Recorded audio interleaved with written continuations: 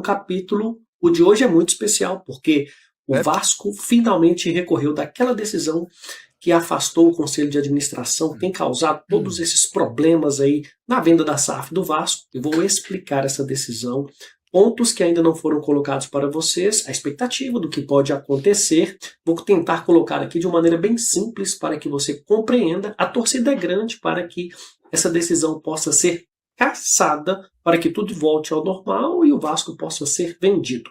Pessoal, a decisão de primeira instância, você sabe, ela afastou o Conselho de Administração, afastou o Pedrinho, nomeou o interventor que ficou aí 6, 7 dias, deixou um relatório.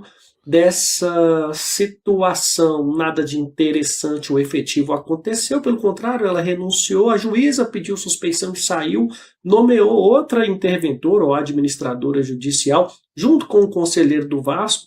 Está tudo paralisado, esse processo foi para outra vara, para outro juiz, que mandou para outro juiz, que está agora para tocar o processo. Mas, paralelo a isso tudo, sem uma decisão em primeira instância efetiva, nós temos um recurso. E o recurso é bom você entender que o Vasco, o que ele fez?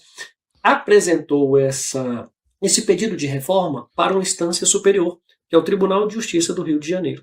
Bem, o que isso quer dizer na prática?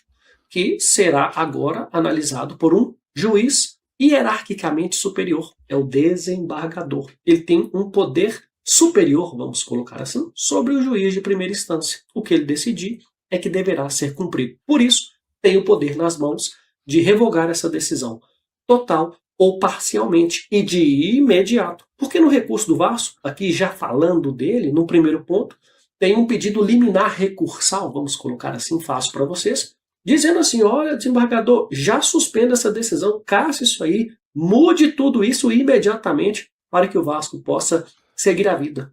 Isso acontecerá nas próximas horas, é o que nós esperamos, e que o resultado seja positivo. Ah, José Alberto, por que você acredita que esse resultado vai ser positivo? Porque eu já venho alertando vocês, inclusive ontem eu gravei um vídeo sobre argumentos, que faz todo o sentido aí de mudar essa decisão, que, ao meu ponto de vista, data vênia, a juíza, como ela decidiu, são frágeis esses argumentos de primeira instância, e a segunda instância, que é agora com o desembargador, precisa alterar. Vamos falar dos pontos aqui. O Vasco ataca algumas questões muito específicas nesse recurso.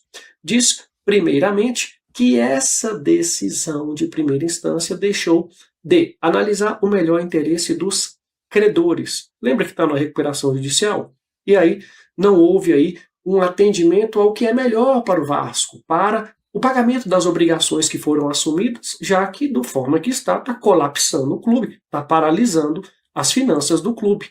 Outro ponto da decisão interessante é que ela foi uma decisão de forma abrupta, e são palavras do Vasco, pois não deu direito ao contraditório. E em direito, pessoal, é uma regra você ouvir a outra parte. Não deu direito ao contraditório. Falei disso no vídeo anterior. Terceiro, essa matéria que foi decidida está reservada à arbitragem e não ao Poder Judiciário. Eu falei isso ontem também.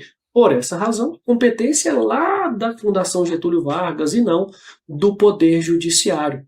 Aqui, neste caso, o que o Vasco fez? Ele trouxe argumentos que o professor José Alberto trouxe ontem. Foi isso que eu fiz. Eu trouxe os argumentos. Quer dizer, o Vasco trouxe os argumentos do que eu disse ontem para embasar o recurso. O que o professor José Alberto acha? Pessoal, essa decisão precisa mudar porque ela é frágil. O primeiro ponto que eu entendo como mais relevante é essa da competência arbitral. Uma vez que no estatuto do clube, e isso já foi estabelecido previamente, que uma vez instaurada a arbitragem, é lá que precisam ser tratadas essas questões. O que fez a 777 veio para o Poder Judiciário, sabe-se lá como conseguiu essa medida e está tudo parado por conta dessa situação. Um segundo ponto que também merece destaque, o contraditório, ouvir a outra parte. Vocês viram que no relatório que foi apresentado pela Samantha Longo, a interventora, já deixou claro que aquilo que estava na decisão fundamentada pela juíza não condiz com a realidade, o que vinha acontecendo no clube. Ou seja, aquela fundamentação ficou fragilizada. Por quê? O Conselho de Administração, quem estava tocando o clube ali, estava fazendo de uma maneira adequada. Bem, afastar quem estava trabalhando, fazendo corretamente o trabalho, o Pedrinho que estava tocando. Outro ponto que merece destaque, e aí é importante que vocês também compreendam isso, que o Vasco mostra aqui, traz algumas informações que vocês precisam ficar muito alertas. Porque nós estamos agora no momento de decisão de um desembargador para mudar essa decisão de primeira instância. Se não mudar, pessoal, vai ser uma tragédia para o Vasco. Não sei o que vai acontecer, porque a venda não poderá prosseguir. Mas o Vasco diz algo aqui no recurso que me preocupou, acho que vocês também já imaginam isso. Olha o que ele disse. Mais grave, olha só, pessoal, palavras do Vasco, do recurso do Vasco.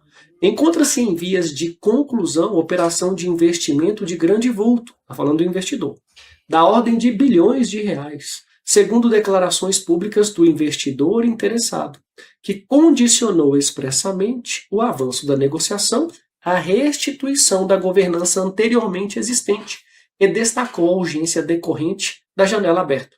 Está falando aqui assim, olha, o investidor Marcos Lamáquia falou publicamente que só vai comprar se o Pedrinho voltar. É isso que ele está dizendo aqui no recurso. Outro ponto que colocou, dizendo o seguinte, que havia, inclusive, apresentação do memorando de entendimento, nós falamos tanto dele que ia ser assinado, aos órgãos internos do Vasco, agendada para 10 de julho de 2026. A operação prevista no próprio plano de homologação, plano homologado, né, de recuperação judicial, e qualificada pela ex-interventora como um dos pontos mais urgentes a serem implementados. Não conta hoje com ninguém em posição de avaliar ou deliberar. O órgão competente para fixar a orientação geral dos negócios está afastada e a recomposição proibida. Está dizendo aqui, ia ser 10/7, pessoal, que teríamos essa apresentação do memorando de entendimento. 10/7. Olha só, nós já estamos próximos de 10/7, não vai acontecer mais. Terceiro, olha o que ele fala aqui.